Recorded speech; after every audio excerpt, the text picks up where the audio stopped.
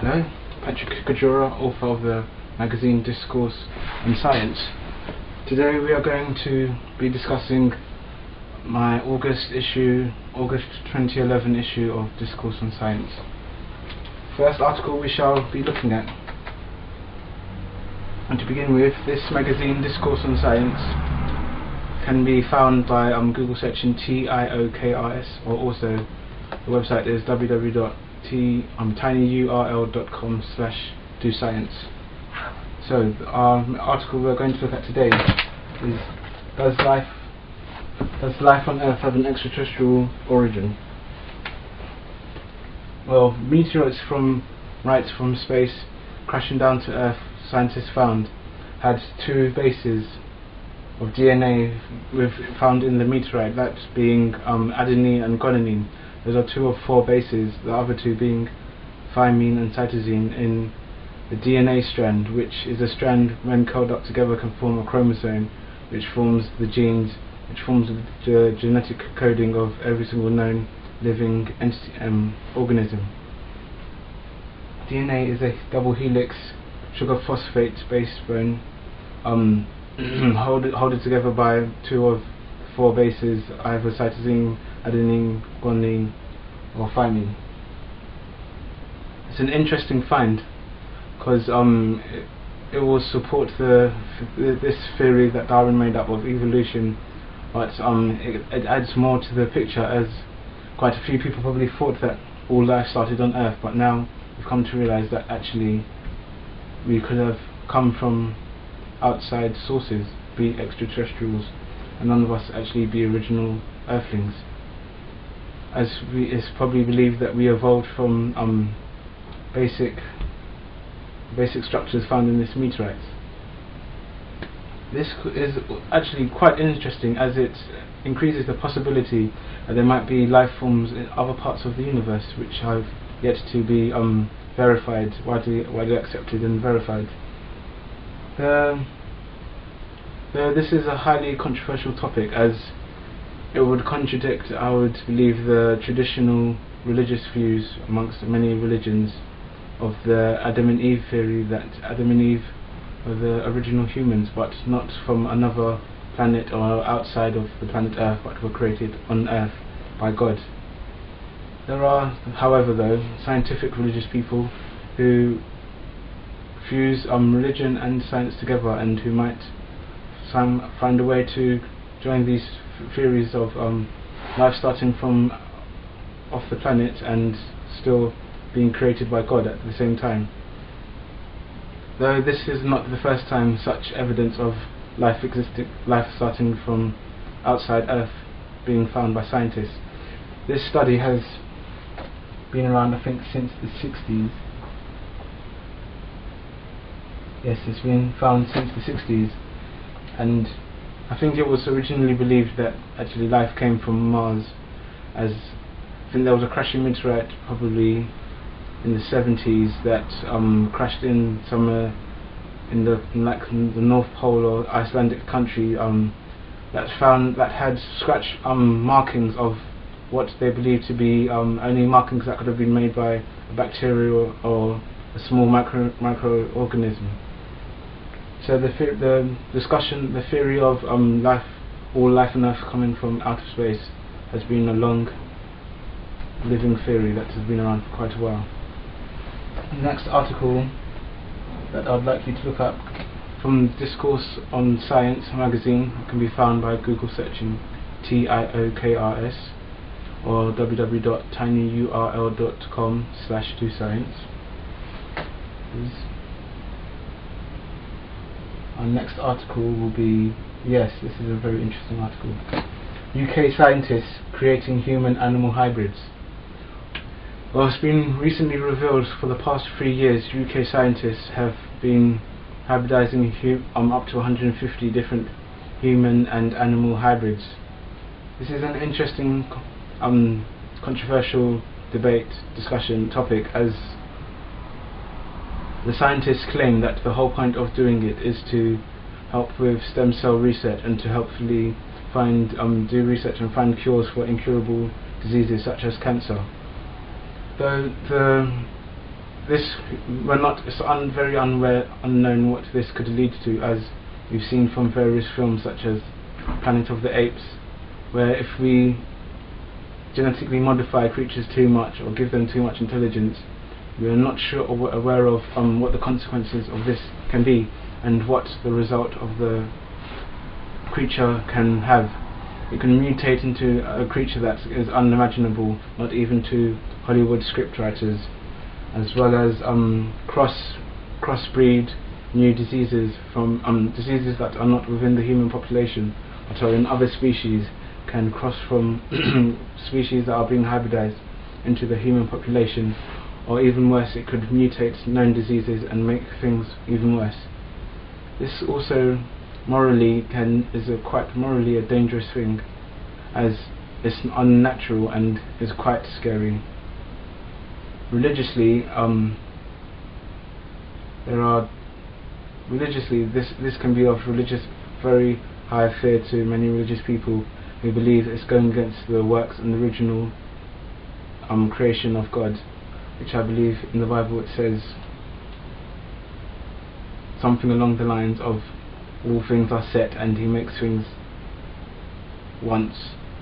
But this would definitely contradict that, and I believe we can look at it as man attempting to go as far as into science as he can and to achieve as much as he can against God's will. So you can see why any religious person might disagree against that. And the animal rights activists could also be against this research and science, as as how much human rights has this hybrid got and how many animal rights. If this technology gets into the wrong people's hands, the wrong research council's hands or corporations' hands, it can be used for as a political tool, can be used for weaponry.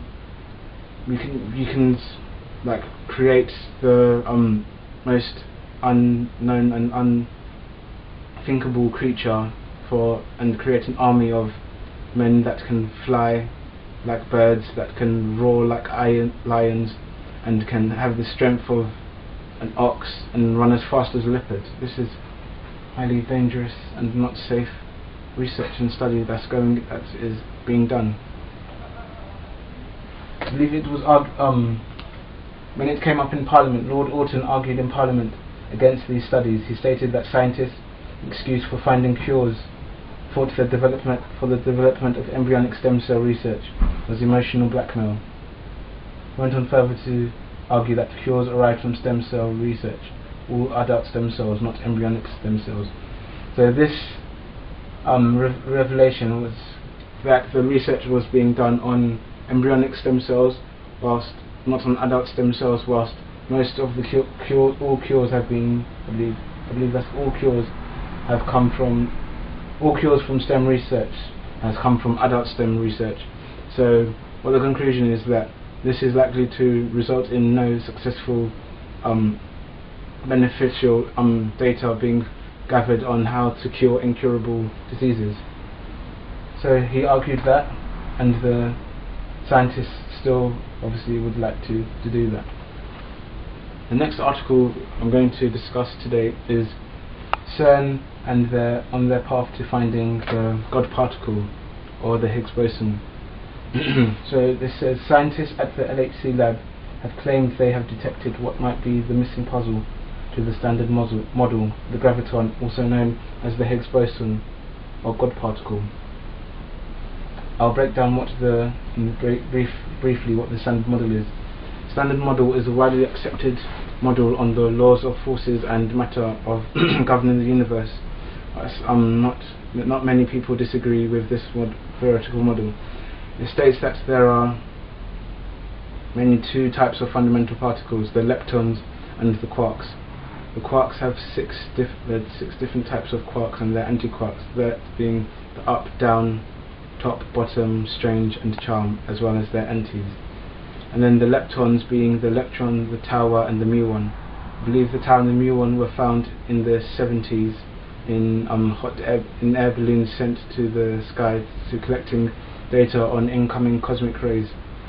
I think the I think the muon is being they're detecting the muon also in, I believe, science labs in Japan using large tanks of water.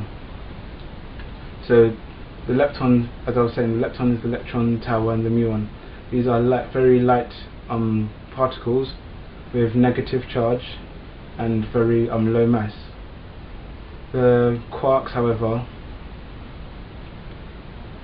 two of the quarks, up and down, form most of the everyday matter that we are aware of, i.e. the protons and the neutrons, the two particles of the nucleus. The proton is formed of the two up particles and one down quark particle, whilst the neutron is formed of two down quarks and one up quark. These two, yes, I think it's the proton and neutron, yes, are known as hadrons.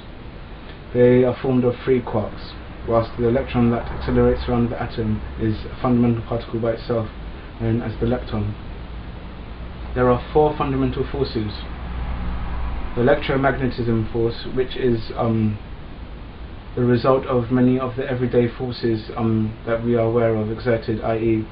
pull and push. So if you're running down the road, if you're pushing a tray, if you're opening the door, or if you're pressing a button on something, this is explained by the electromagnetic force, which is mediated by a virtual particle known as the photon.